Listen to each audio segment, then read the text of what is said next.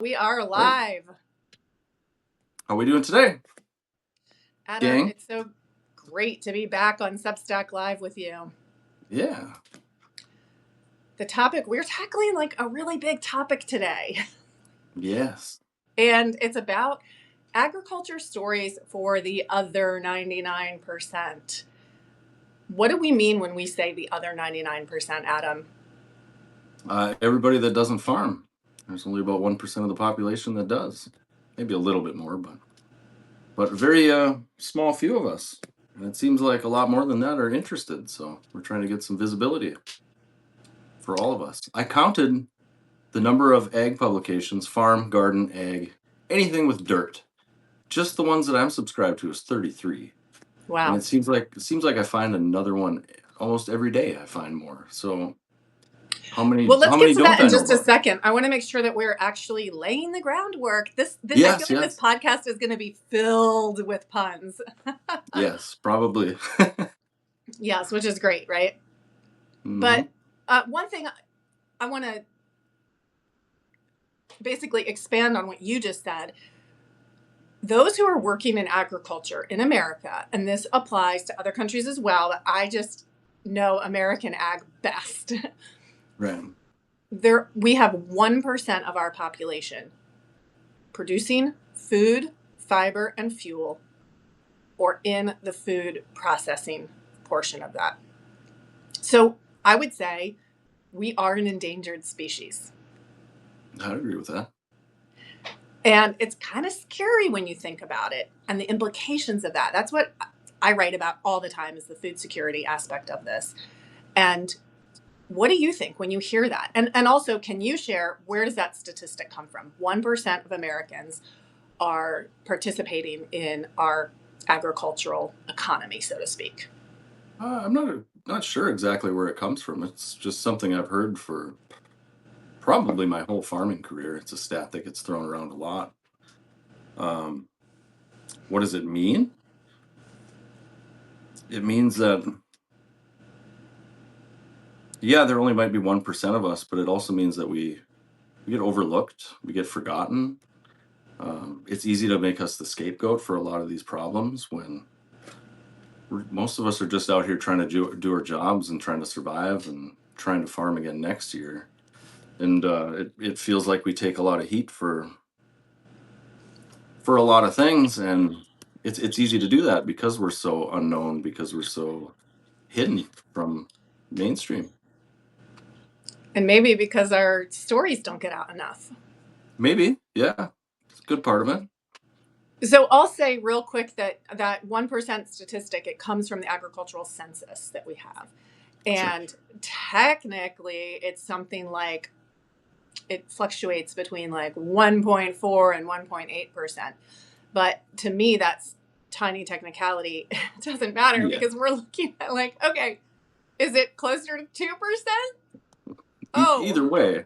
big deal, right? Yes, either Right. way, it's such a Yeah. tiny minority. And like you're saying, those stories, those lives become almost invisible to a broader audience. Right. Yeah. Absolutely. And that is something that you talk about a lot. I There are do. these stories. There's the agricultural stories. Who is producing our food? How is it happening? You talk about that on your Substack. We talk about it here on these lives and our podcasts together, because people are hungry for these stories. Yeah, they are. What are Absolutely. you finding? What are you seeing? I'm finding an appetite for it. I'm finding a lot of people willing to help. Just this morning, well, not this morning, maybe 3 or 4 days ago, this guy goes by Trave.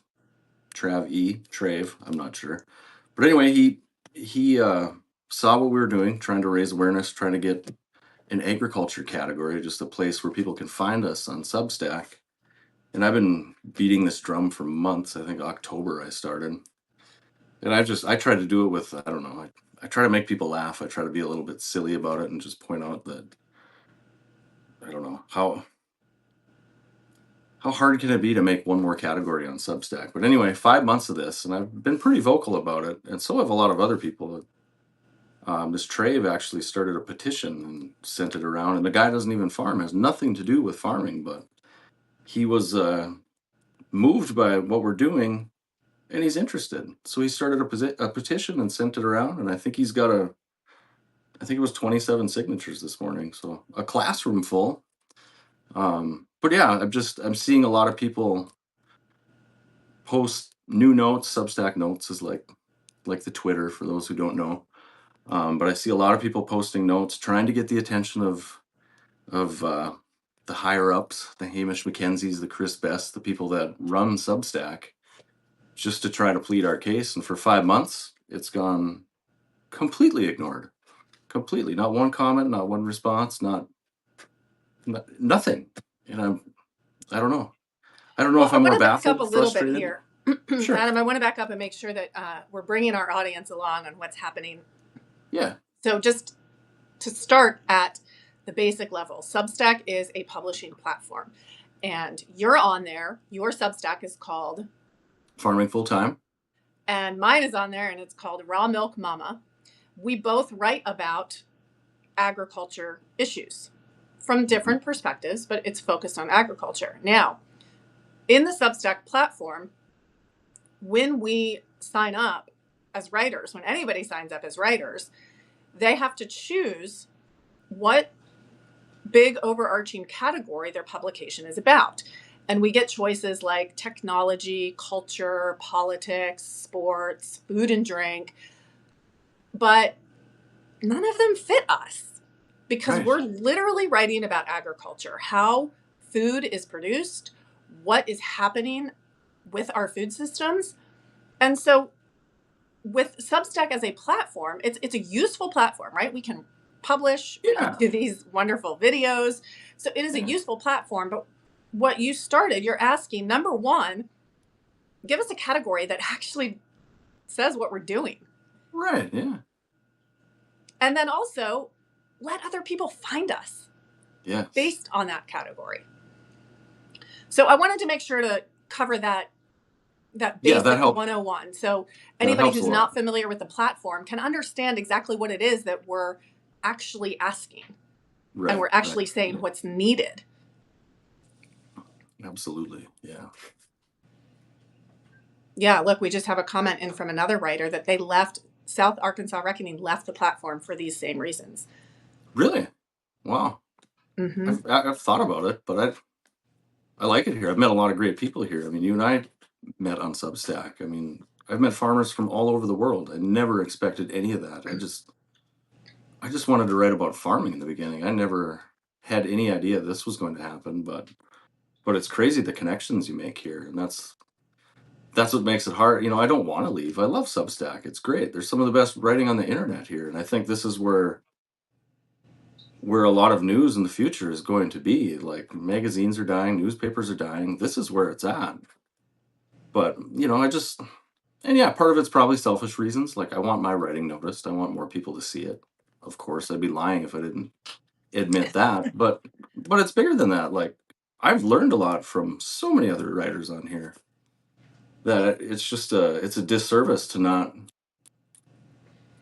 put us out there, to not show the world what we're doing, what we're about. There's so many misconceptions about agriculture and farmers, and I don't know. It's just, and of course, there's magazines. There's farm magazines that, you know, there's the farmer. There's successful farming. There's all these magazines, but I think they're just written like for farmers. You know, it's not.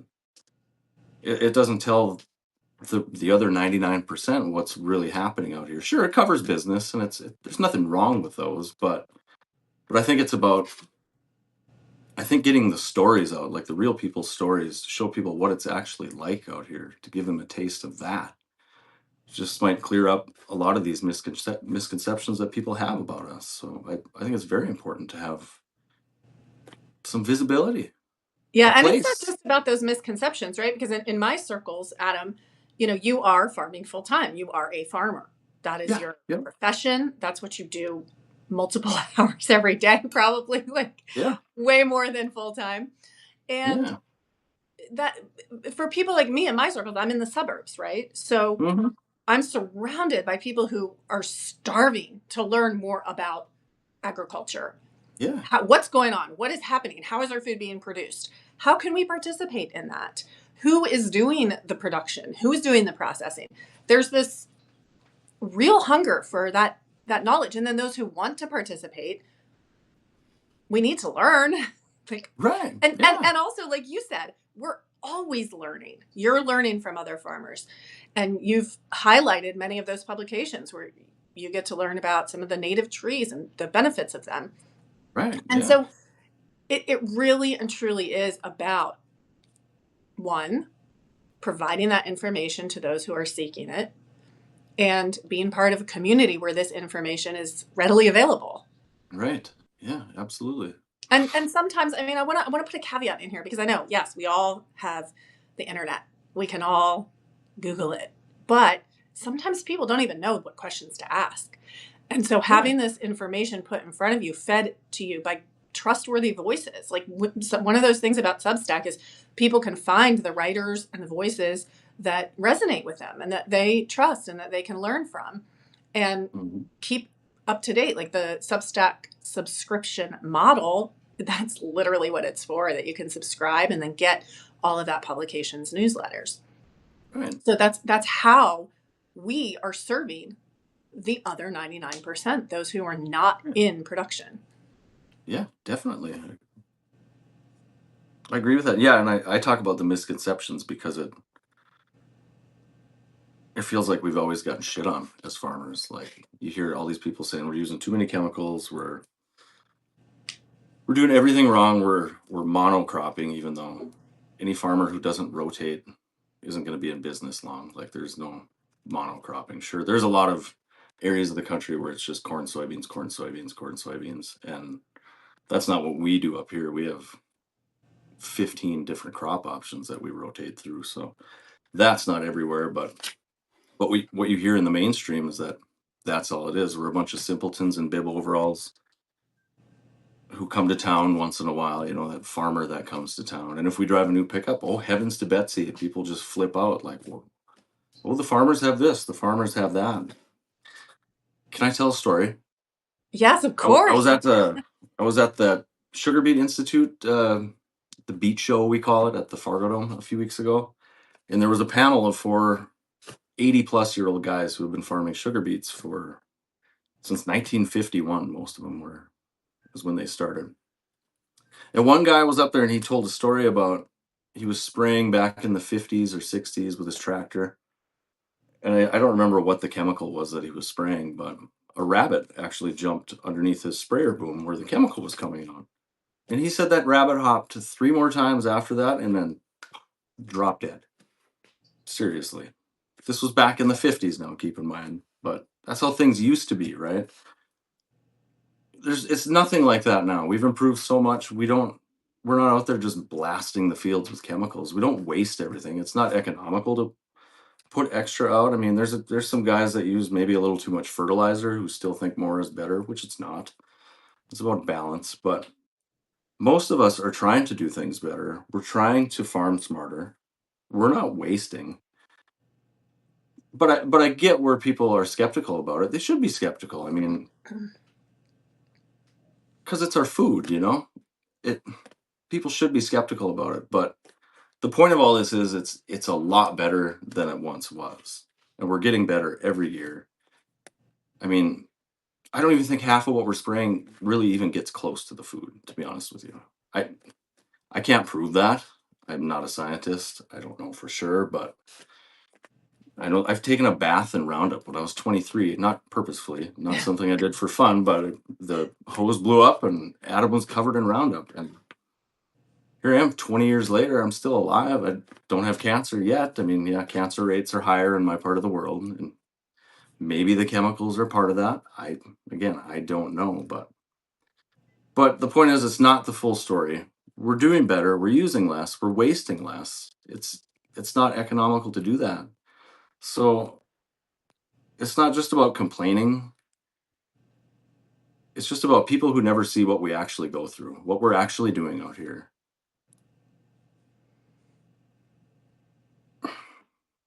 Yeah, It's a it's just about window. those people. It's about those people pointing the fingers, but they don't really know what's happening. And I think that's why this is so important. Like, we want the truth to get out there. We want I don't know, agriculture deserves more than a bumper sticker, you know? Like, we need the real stories out there so people know what it's really like, you know?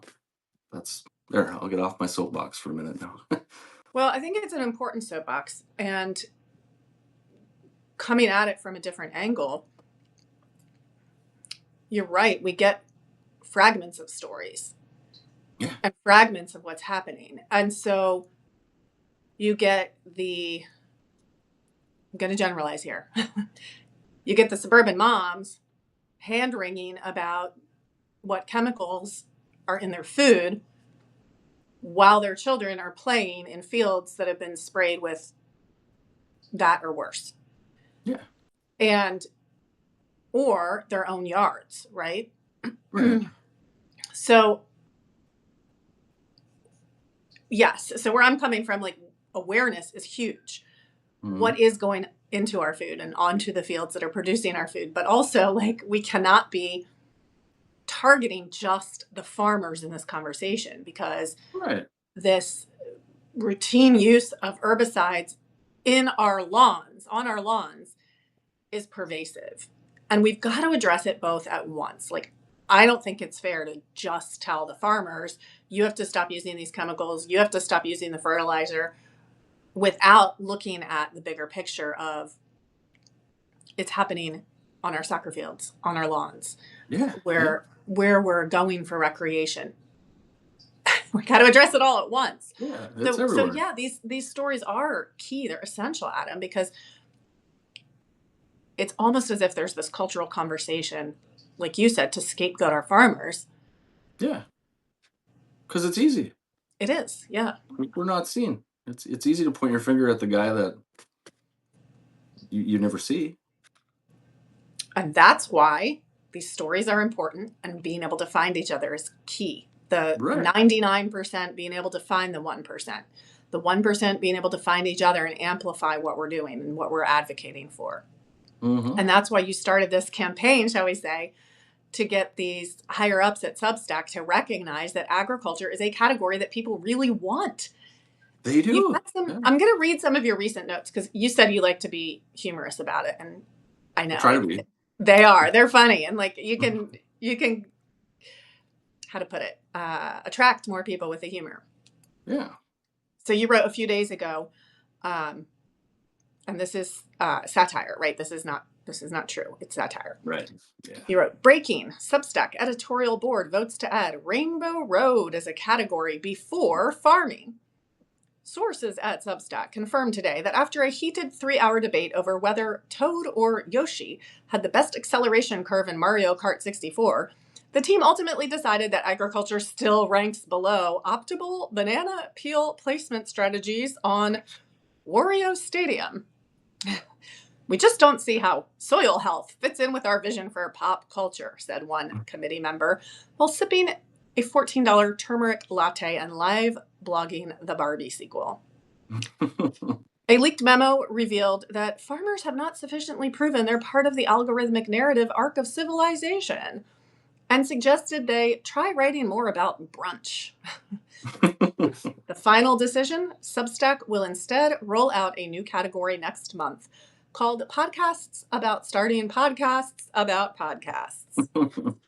Still no farming category, but don't worry, movies and TV got its 6th subtab. So, Adam, tell it a little bit about why, like why that note, what's going on with that. Well, Substack sends out these emails and like updates about the app, about the platform, and every time I get one that says we've got new categories, I think, is this the day? Is this the day? And I open it up and I see video games. I'm like, okay, yeah, there's an appetite for video games. Well, that's where the Mario Kart stuff came from. Like, just mocking that all these other things are so important, or like a artisan bread recipe, it's just all. I guess it's all stuff that I'm not looking for, but maybe some people are. But there's also people looking for us too. That I don't know. I'm just trying to get visibility to it. I mean, like I said, people don't see what we do out here. Like, just how dangerous the job is. Like, I've I've lost fingernails. I've burned my arm. I've smashed my thumb flatter than my iPhone. I mean, look at this thing. It's a stump. It's useless. I can't even.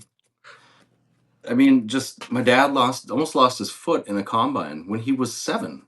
Like, just it's so dangerous. I know people have been crushed by cultivators, sucked into grain bins. Like, it's just a very, very dangerous life. And then to have somebody shit all over you and tell you you're doing a bad job or you're using too much of this or too much of that, it pisses me off. That was the reason I started this, to be honest. Just to not just to get people to read my writing, but just to show people like, hey, you don't know the whole story. Yeah. So get off our backs, man. Like, sorry, I get a little Yeah. Well, aggravated about this. I think part of that, Adam, and this is what I'm picking up from it, but tell me if I'm wrong or if you see it differently. Part of it is that we have, can I say, saturation of content that only shows more of an idyllic farming scene. Yeah, So absolutely. it's been turned into this, if you're this kind of farmer and you're farming this way, you're the good guy. And we want to emulate this and model that. And if you're not, you're the bad farmers and you need to change and you're part of the problem. And I think it's really, really disingenuous.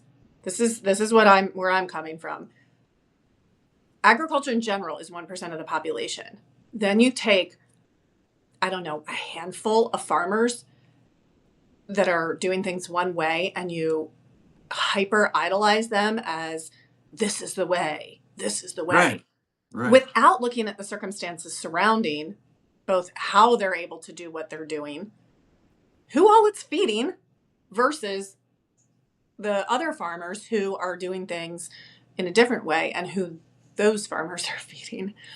So it's almost like we've been, our conversations around this, our cultural perceptions of farming have been perverted by these extreme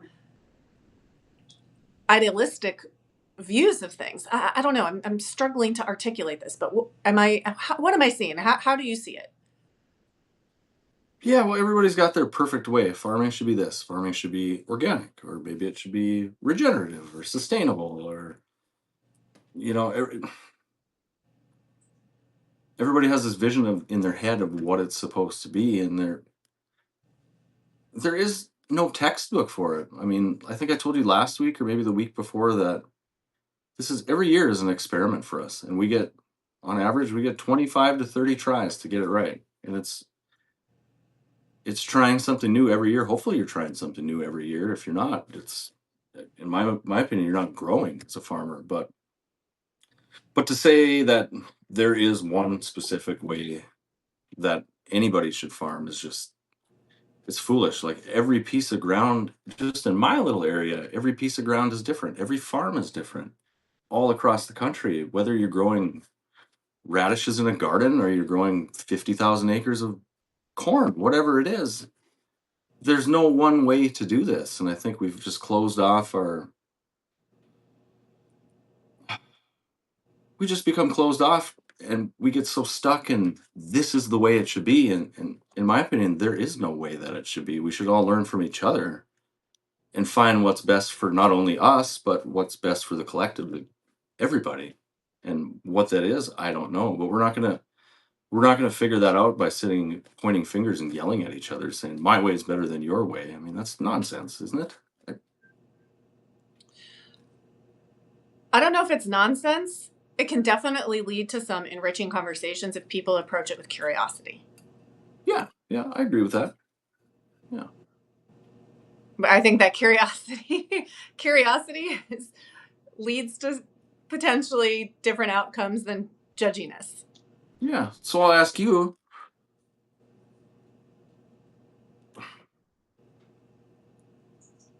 why do you think do you think this is an oversight? Why do you think we don't have an agriculture category? Or why have we been ignored, or why does it feel like we're being ignored? Do you have any what's your take? That is Curious. such a good question. And also, look, Trave just joined us. And Trave, if Oh, you yeah. were listening, we talked about you and your post earlier, and I've actually got that to read, Adam, your response to his in a little bit. So stick with us. Okay, so the question you asked is, why do I think that we're being literally ignored by Substack, whether it's intentional and oversight? Adam, it's a great question. I can only speculate. There's such farmers are so invisible in our culture. Mm-hmm. Completely taken for granted. And it's asking people who don't think about it, why don't you think about it? Yeah. And it's not even, it's nowhere on their radar. And how unfortunate is that? How incredibly unfortunate is that? And I think that I'm in a bit of a bubble because this is my work, my life, working with farmers, growing my own food in my own yard, studying permaculture. Because it is my work in my life, I'm in a bubble where I talk about this all the time. And I talk to other people who are talking about this and doing this work. But when I step outside of that bubble, it's not even a blip on most people's radar. Right. They don't know. They don't know what they don't know. They're not asking questions. And most of the time, they don't know the questions to ask. And I'm not putting blame there. I'm saying it's part of that big cultural problem that we've become so separated from nature, from our food, from production, from each other, right? Yeah. If we were more connected to each other, we'd be having these conversations a little bit more. So they are ignoring us, but I don't think it's necessarily deliberate. It's just not on their radar. Not even on their radar. Yeah. But I think that what you're doing is essential.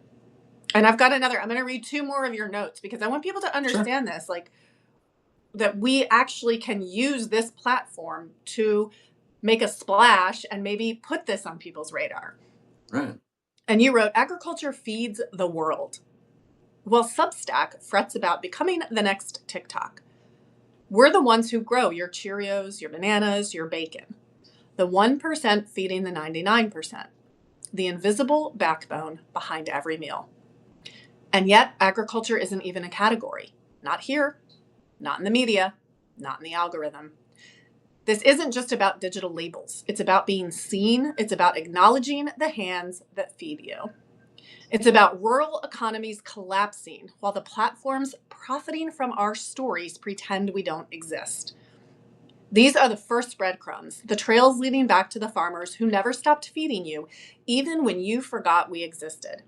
So let's talk about agriculture. Let's talk about why it matters. Let's talk about why it deserves more than silence. Yeah. Let's. Yeah. I feel the weight of that. Yeah. And then this other Substacker, Trave, he picked up on that. And he started a petition, like a little petition. And this is about being seen. 100%. Combining our voices to make it louder. And your plea for Substack to build an agricultural category, you've attracted home gardeners, commodity farmers, regenerative farmers, farmers like Helen Freeman in the UK. We interact with her a lot on there. We have a lot of overlapping stories and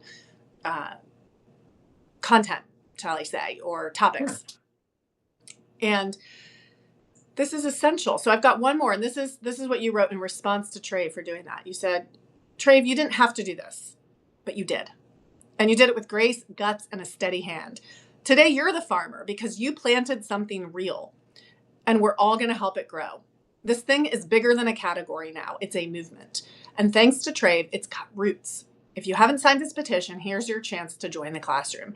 This is about more than food. It's about recognition, it's about respect, it's about roots. Agriculture matters. Let's keep building. Yes, it does. Yeah. But yeah, I woke up and Trave had this long post like, what blows me away about it is he's not a farmer. He's got nothing to do with agriculture. And that I see so much of that.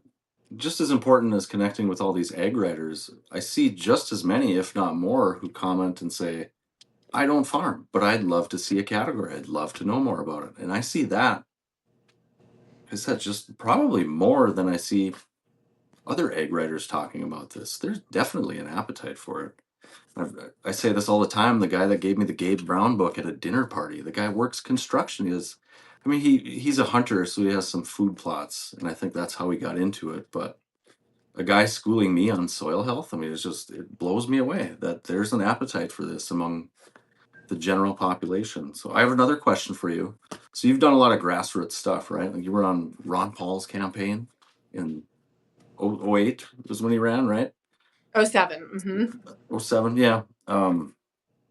So what have you seen that works to make a big change? How do we turn Trave's 27 petition signers into 270, 2,700? How do we do that? Do you know? Wow, that's a really tough question, Adam, because one of the answers to that is everything's changing all the time so fast. Yeah. So what worked yesterday doesn't necessarily work today. Sure. Yeah. And at the same time, I'm going to go in two different directions here that contradict each other, and they're both true. The more we can highlight each other and talk about this important topic to all of us and circle around to it, the more we can bring attention to it and attract others who care about this and want to do the same thing at the same time. Mm-hmm. Yeah. It's very likely that many of these voices will get suppressed. And whether it's completely unintentional through biases in the algorithm, or whether it's intentional, what do we call it? It's the censorship, shadow banning. Shadow banning. Oh, sure, yeah. It's hard to say, but it's really happening.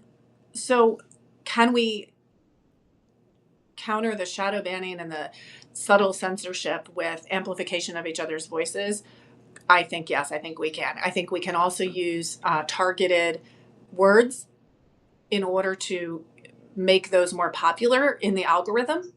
And then the algorithm hopefully will begin to pick up on that. But again, I want to say that first of all, I'm pretty opposed to AI. I don't like it. I'm biased against it.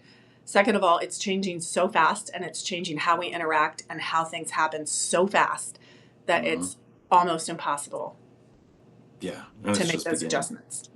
Yeah. But here we are, Adam. And we found each other through your posts on this topic. Right. Yeah. So we got to keep using our voices and saying these things and finding and connecting with the people who are also saying these things. Ultimately. Yeah. But I think you're right. Yeah. It's I don't say taking advantage of that algorithm and not using it against itself, but kind of using it against itself in a way, or for us, if we all keep pounding this drum, and you're right, probably using the same keywords. I don't know how the algorithm works. I'm still trying to figure it out. But what I do know is this, the faster you get engagement, as soon as a note goes out, the faster you get engagement. I think that's the most important thing. So the quicker it gets liked, shared, restacked, commented on, whatever it is. And then if those things all have a common theme, like something like agriculture matters, eventually it'll pick up on it. And just well, you and I talked about this Friday, and that's why I made some of these notes for this reason. And those notes got some really good coverage with exactly what I'm talking about. So I think if we all do it, we get together and do it, and it amplifies everything. It's a coiled spring. Absolutely. And I love that. I love building community and having that community be the voice. Yeah, So I hear you, and yeah, agriculture yeah. matters. I think that can be a rallying cry right there. It is. Yeah, yeah, because it does matter. I mean, it matters to anybody who eats, which is most of us, I think. I know. Yeah, it's yeah, and it matters so much right now. Like rural communities just getting hollowed out. And now, what can we address the elephant in the room? Tariffs. I mean, the whole farm economy is on a precipice right now, and if these tariffs hold, everything stops. Global trade stops, and the way we've been doing things is done. I mean, tariffs hit farmers the hardest. Like, and we were already in a bad spot. And now if this holds, I think commodity prices are going to go down the toilet even further. So then what's going to happen? We already can't compete with South America. We're already on our way to being number two, and with the tariffs, we're on our way to number God knows what 25 because we're not going to have anybody to sell it to. The market is destroyed. Adam, can you back up though? And I have Sure. questions about that as a non-farmer. I'm not in that Yeah. Let's looking hear. at that Yeah. those numbers. Can you explain that a little bit more? So I think we've Well, all heard this big tariff thing. We all know yeah. peripherally what's going on with that, but you said it's hitting farmers the hardest and commodity prices are bottoming out. So walk us through that for people who don't understand how commodity pricing works at all. Mm-hmm. Walk us through the one, two, three of how commodity prices are set, why exports matter to commodity farmers, and what these tariffs are doing to those exports. Well, markets are just set by buyers and sellers. I mean, it's all based on supply and demand ultimately. And in America, we're an export-driven industry. I mean, the stuff we produce gets shipped around the world. Our wheat gets bought all over the place. Same with soybeans, same with corn. But when you put tariffs on everything, it makes all of a sudden all these products are that much more expensive. When if you just compare Brazilian soybeans to U.S. soybeans, Brazilian soybeans are already cheaper on the global market. So if I'm China and I'm looking to buy soybeans, I'm going to go to Brazil. It's already cheaper.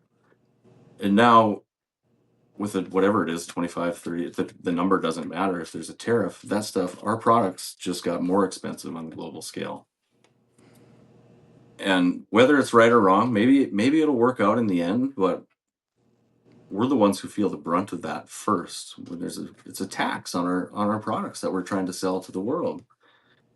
And when you jack the price up by via tariffs, there's no market. It means all of a sudden now we have a really big surplus. If we're just going to get rid of our corn and soybeans to just Americans, we better find some other uses for it. Otherwise, we're going to be out of business. But then you know what happens? They'll come out with a bailout or a cash payment for farmers and say, "Oh, you guys are the rock. We care about you.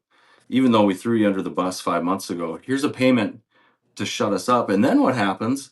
Everybody hates the farmer because now they're on welfare. They're getting government handouts in the eyes of people.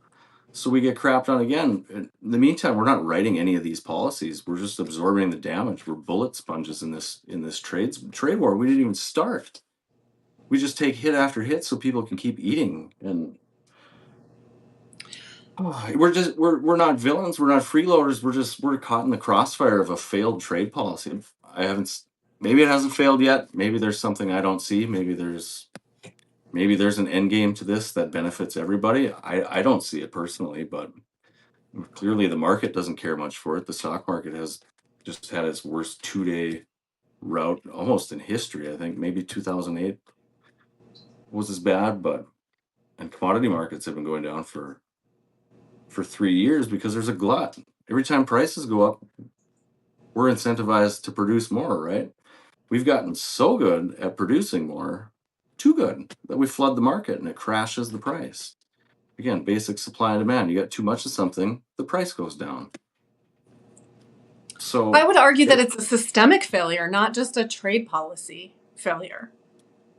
how so? Go Well, on. like you just said, you guys, farmers have gotten so good at production. Yeah, Some people like to call that efficiency. I argue with that term. But you've sure. gotten so good at it that you produce so much Yeah. that we can't possibly literally consume it all. Right. And so, of course, prices have to drop because that is the correct, even in a messed up system, it's still the correct response to overproduction. Yeah. So it's part of this larger system that doesn't work anymore. Yeah. Yeah. And did it Agreed ever? too. I'm not going to touch that right now, but it does not work now.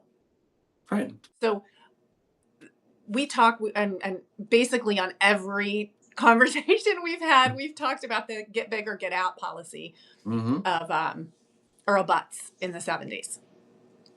And for those who are not aware of that, Earl Butz was the Secretary of Agriculture, and he promoted a policy called Get Big or Get Out. And that was encouraging farmers to produce more, buy more land, produce more on that land, thinner margins, or get out of farming. Sell to Fence your row to fence row. right. Yeah. And I think, I don't know, it's not the crux of the problem. It's not the origin of the problem. It really escalated the problem. Yeah. Those policies, it escalated that whole system of efficiency over value, efficiency over diversity. And it's just a screwed up system It is. that we're all having to live in and try to manage with different approaches and very few solutions at our fingertips. Yeah, that's the hard part. What do we do? I mean, you keep growing or you keep going. You put another crop in the ground, and we've made it through a lot of these before, a lot of crises like this, and well, some don't make it out, and I think there's going to be a few that don't make it through this one if the policy continues. Who knows? Maybe the whole thing shifted while we were talking. Maybe this was all lifted and everything is hunky dory outside. I don't know. I mean, things change that fast. How do you keep up? And how do you know what to do? And I think I've said this a few times too, that this is the shift where I think the ones that survive, if you want to be a smaller farmer and survive, I think we're going to have to find ways to focus on quality over quantity. It's not going to be about producing the most bushels anymore. It's about, maybe it's direct to consumer markets. Maybe it's a contract with a big food processor, producer, whatever, who want a specific ingredient out of wheat, for example. Maybe it's something like that. I don't know what it is, but I don't see the bigger farmers going away. I actually see that picking up through this, because those are the ones with the capital who are going to be able to scoop up the crumbs from this mess. But which is kind of depressing. I mean, the small farmer is only going to get smaller, and it's going to get tougher for guys like me to get into farming. Guys that want to do this for a living. We're boxed out of the industry essentially, but yeah, I think the ones that survive are going to be the ones that get creative.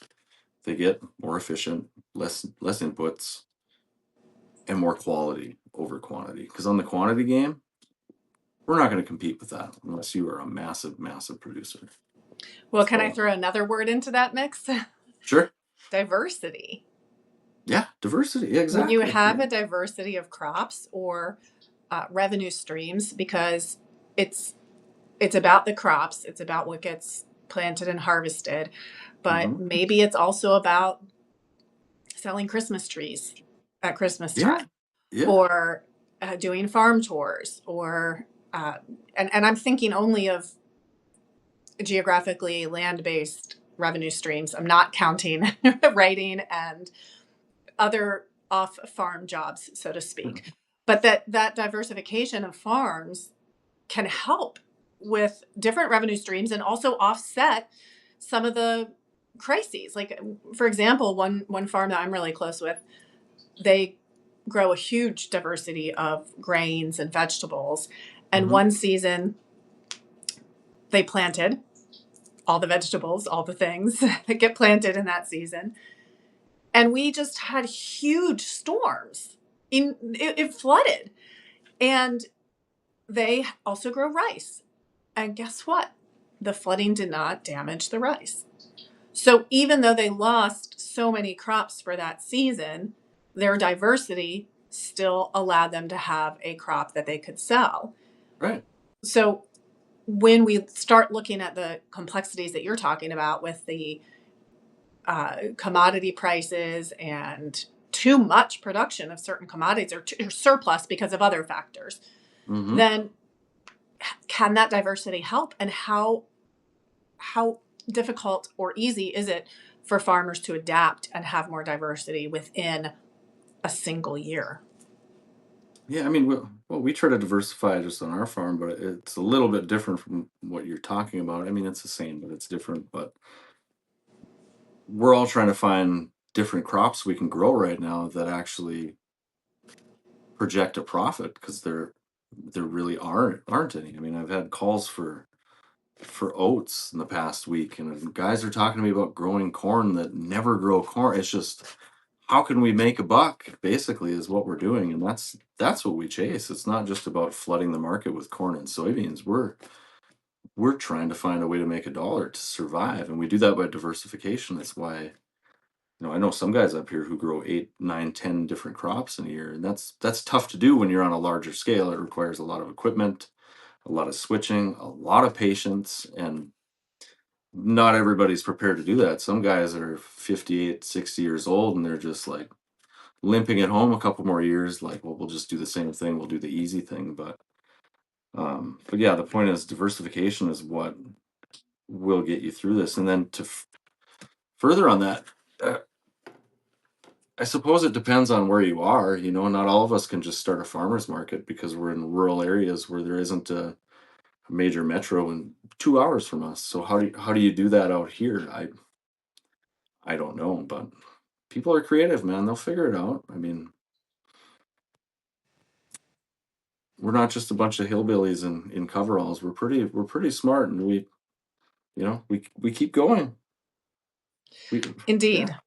yeah, And if anybody wants a testament to the intelligence of farmers, read their writing. Look, yeah, read yeah. what they're writing. And I will take this opportunity to pitch Farming Full Time, your Substack, because you write incredibly well about the stories on the front lines. You write about what it's like to uh, deal with some of these changes and the losses, the incredible Yeah, losses yeah, because of the systemic failures that we've all seen and witnessed for the past, I don't know, 200 r- years, 50 yeah. years, pick your time frame. Mm-hmm. But if anybody wants to hear a solid, steady agriculture voice, go check out Adam's Substack because you do a great job telling those stories. Thank you. Always nice to hear your compliments, and I never know what to say. I'm not the biggest self promoter in the world, but I appreciate the hell out of it. I really do. Yeah, but yeah, the truth is, I mean, farmers they're thinkers. We get stuff done. I mean, it might look a little different everywhere you go, but we're innovators. We A lot of the stuff we take for granted, and I don't have an example right now, but a lot of stuff it comes from agriculture. A lot of technology we have started on the farm. Of course, I can't think of an example right now, but there's stuff. um, but yeah, it just goes back to agriculture matters. It matters. It Agriculture does, and matters. it matters. It matters to more than just farmers, and we don't need pity. We just need a platform. A place for where we can all be heard. And Adam, I'm about to tell a story, and I don't know exactly how this fits in, but also you paid me a huge compliment on my writing. You called me a policy bulldog. You are. And I was like, wow, that's a great term for it because I geek out over mostly food policy. I want to differentiate between in agriculture, we have food, fiber, and fuel. Hmm. My focus is food. But I love it. I geek out over it. And this story comes to mind as you're talking. And it's a story from way long ago, late 1700s, early 1800s, when America was predominantly in, I shouldn't say predominantly, one of our major cash crops was cotton, Hmm. which is, of course, not a food, it's a fiber. Right. But it was the export. It was what we were exporting to England and to Europe. And because of that, uh, so many different ways to go in that direction. But yes, that was a lot of the slave labor was focused on the cotton fields. And when Eli Whitney invented the cotton gin, an invention because of agriculture, right? Originally, it was to help alleviate some of that labor for the slaves. But what ended up happening was more production and more processing and getting those cotton seeds out faster. So we're exporting all this cotton, but what's happening to the cotton seeds? And I think if we look at this story, and I'm going to finish the story, it's the beginning of so much destruction and so much horrible policy. We have all these cotton seeds. It's a waste product from agriculture. What do we do with it? And at the time, Procter and Gamble was a young company, and it was two brothers-in-law. They'd married two sisters, and they were a candle maker and a soap maker, and they combined. And candles and soap both needed an oil, a fat. And so they hired a chemist. They used all of that waste product, the cotton seeds. They bought that waste from the cotton farms, and they figured out how to press those seeds and turn it into this oil. And they hired a chemist to make that oil more solid at room temperature, because otherwise you just have this liquid oil. And I guess that wasn't ideal for candles and soaps at the time. But remember, this was when candles, every household had candles all the time because that was their after hours lighting. So they created this fat they could use in these products. But then along came Edison with the light bulb. And what do you think happened to the candle industry? It tanked. But there's still all of this waste product from the cotton seeds. And they're still trying to figure out, like, what do we do with this? So they took that same oil that they were using for candles and soap. And by the way, let me add a little anecdote here. Cotton seeds have a toxin in them that causes heart attacks. Really? Yes, it's a hard word. Otherwise, I would say it. It's like glyphosate or something. It's a hard word. Sure. And toxic to people. So they hire another chemist to, I don't know, neutralize that toxin or something. But did it actually work? I would argue no. And then they took that fat from the cotton seeds. They stuck it in a can. They put fancy labeling on it, and they sold it as a health food. Do you know what this product is? I don't know. Crisco. Crystallized cotton Are you kidding me? oil. I'm not kidding. Really? But that was not in and of itself enough to sell this product. So what they did was they hired the top marketing firm of the time and published a book called A Calendar of Dinners with a woman's byline. And it had 635 recipes in it. All of them with Crisco. But before the recipes started, it was 30 pages of 100% literal propaganda. Yeah. Wow. They surveyed the American housewives. Okay, listen, when you're writing, when you're doing marketing, it is so important to take the language from your audience and reflect it back to them. So they survey all of these American housewives. What is it you need? What is it you want? What are you longing for, right? And then they incorporated all that language into this 30 pages of the cookbook. Health, better digestion, fluffier cakes, fluffier pies, ease, less expensive. So they're using all these words and all these fears and what the American housewife is striving for in this book. Like, there was no actual truth to it. Yeah. They're like, it's easier to digest. Oh, really? Huh. Okay, it's a health food. It's going to make your girls skinnier and healthier. Yeah. Oh, really? Like, no basis in truth. But they took that cookbook and they took segments of it, translated it into different languages for the different immigrant communities, and shipped that out to the millions of housewives, millions of households in America.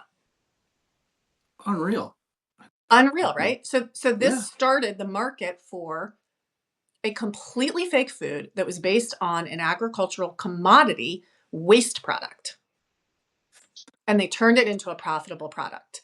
So sales skyrocketed, but it did not actually stop there. Like, this is the kicker for me. Then Procter and Gamble, you know that whole soap opera thing? They're Hmm. called soap operas because the soap companies sponsored them. Sure, I've heard that before. Yeah. And so Procter and Gamble, they were sponsoring some of these radio spots, and the radio program was giving a grant out based on the funding from Procter and Gamble, and it went to the American Heart Association. And it was something like the equivalent of $42 million today. So not chump change, right? Hmm. And what do you know? A couple seasons later, the American Heart Association publishes that animal fats will kill you. They're going to cause you heart attacks and disease. But here's Yeah. this other product that's not animal fats. So then, where Crisco had been having modest gains, whoosh, exponentially higher. Hmm. And I know some people don't like that word propaganda. It's kind of triggering for some people, but Yeah. it's literally what this was. It was Oh yeah. lies made up to sell a product that was otherwise likely not sellable. Right. It was a waste Waste product. product. So I tell that story because I think it weaves into everything you're talking about with suppressing the farmers' voices, Hmm. with creating this false system To of make a buck. commodities and pricing and sales. Anyway, I think it's relevant. I think it's important for us to note that some of these decisions come from waste products, commodities like that, and this falsification of information for basic consumers. Yeah. Hey, this is good for you. Well, yeah. Huh. See, I learned something every day. I've never heard that before. I'm just blown away by it. I don't even know how to respond, but man, I'm not surprised at all. I Like know we're, that's we're at that point. yeah, yeah. And now it's gone so far that everything is for sale. Everything is for sale. Even the power plays at my son's hockey games have a sponsor. Not only the power plays, but the penalty kills have a sponsor. The puck goes out of play, they have a sponsor. Every damn thing is for sale. It's all about profit, profit, profit. Exactly what you're talking about. And yet, the very people who are feeding us are Aren't making a profit. We're not and, getting and are shit. losing so much. And then it Yeah, becomes all yeah, about land pricing and selling yeah, land. And then yeah, what? yeah. We have this It's not downward just spiral. it's not just about losing money. You're right. It's about losing land and losing community and losing neighbors and losing family. And that deserves a platform. Again, I'll come back to it. Like these people need to be heard. And how many people would how many would-be writers are out there? Everybody on the farm has a story. Every single farmer has stories. Some of the best stories you're ever going to hear. And maybe if more of us, maybe it's more commonplace for people like us to get on and write on Substack, and there's a category where they can be found. Who knows what kind of writer will spawn from that? There's probably a ton of good writers that never even thought about it, but with a platform, there might be. I mean, yeah, it seems like a no-brainer to me. I can't wrap my head around how long this has gone ignored. But I have a feeling we'll get there at some point. I'm not going to put a timeline on it, but eventually they'll come around. They'll see it. And I'm not saying like you said, it's not. I don't think it's malicious or they're trying to bury us for any reason. It's just we're that unknown. And I think we need to get loud about it to make that change. Yeah, because as you point out, it's a part of everybody's daily life. Agriculture Everybody. is there. It's a part of your Yeah. life. Yeah. You ate a meal yesterday or today, it's a part of your life. Yeah. If you eat, agriculture matters. It Or wear matters. clothes, Yeah. Yeah. Everything. or drive a car. Yeah. Everything we have. So many of the luxuries we have that we just take for granted. Yeah. Yeah. But it's good. I think we're done being quiet. Yes, it's Yeah. time to make some noise and amplify Yeah. that noise. Hmm. Absolutely. any final thoughts or anything you want to say to everybody out there who cares about this topic, wants to see it more widely heard and seen?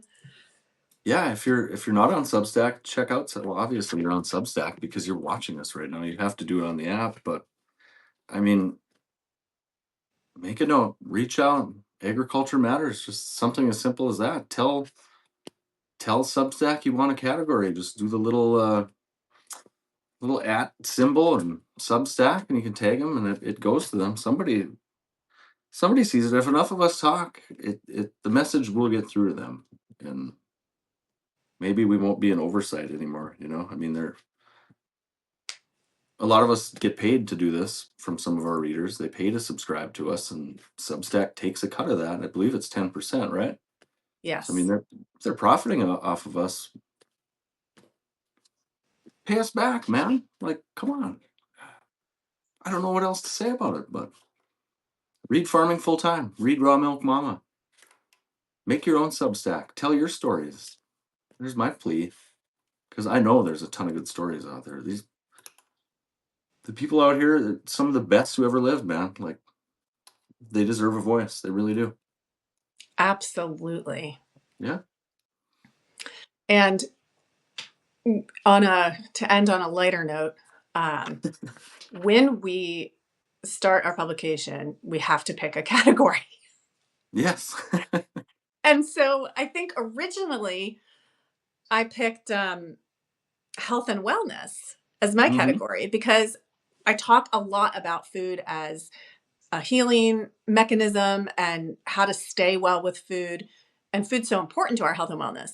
But then I realized that most in the health and wellness category are literal doctors or in the medical industry. I'm like, that does not fit for me. And I switched Right. to food and drink, but I'm not talking about food and drink except in the context of agriculture. And of course, I do talk about raw milk quite a bit and cheese Hmm. because who can live without that?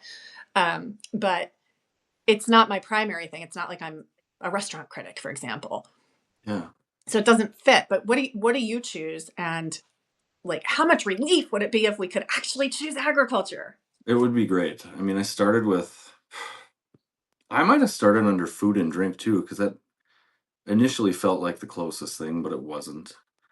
And then, I try to make people laugh. So then I was under humor for a while. I might still be under humor. I can't remember if my top, there's two of them. There's like a main and then I don't know why there's a second one, but so either my top one is humor, and I think the other one is philosophy because I don't know. Yeah. I always try, every time I tell a story, I try to find some sort of meaning in it or connect it to something. So that feels like philosophy to me. So that's probably my main topic right now, if I remember right. But I haven't looked at it in a while. But yeah, it would sure be nice if it was agriculture or farming, or I'd even take rural America, something, because there's a lot of good rural America voices that aren't exactly farming, but those people deserve to be heard too, because like I said, our communities are being hollowed out, and it's not just northern Minnesota, it's the entire Midwest. I mean, take a road trip across South Dakota, Minnesota, Nebraska. It's depressing. It really is, like,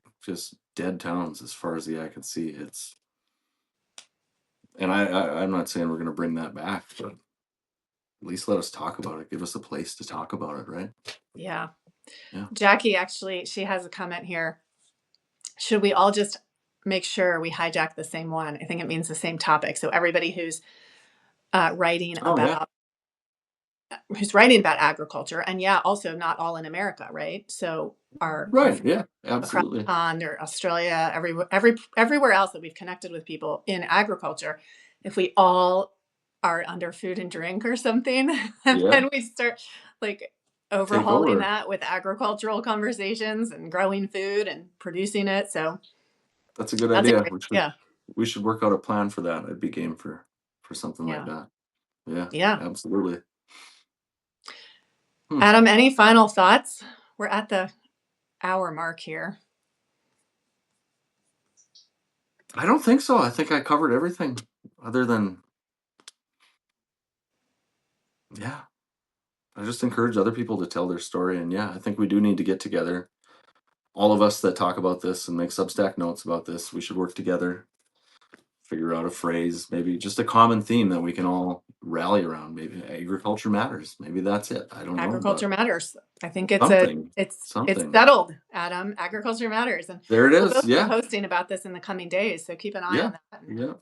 see And how you I'll participate. when we share this, we should put that petition up that Trave did too. Yes. When we send Yeah. this out as a email to our subscribers, we'll do that and sign that bugger too. Why not? Yeah. Let's make them hear us. Let's get loud. Thank you, Trave. Trave just says this was an amazing talk. Thank you. Thank you. And thank you, Trave. I appreciate And you. tune back in next time. We plan to do this regularly. Yeah, absolutely. Can't Awesome. wait. I'm And for- excited. And for all those not on the Substack platform yet, not following our writing, I will include links to both Adam's and my publications. So please do subscribe and follow us there. And yeah, we'll keep updating. Yeah, absolutely. Appreciate everybody joining us and all the support for this and the people pushing for this. It's really great to see. Like I Yeah. never expected this when I posted a dumb note back in October to try bring some attention to this, you know. So this is And it's really moving. It's great. My friend Rooster here, he says Henry Ford called it agricultural innovation when he started the museum. Yeah. Yeah. Mm-hmm. Right. Yep. Love it. Good stuff. All right, Adam. Until next time. It's Farming Full Time, and I am Raw Milk Mama on Substack, and we'll bring you another exciting topic next time. Radio. All right. Thanks, everyone. Thank you.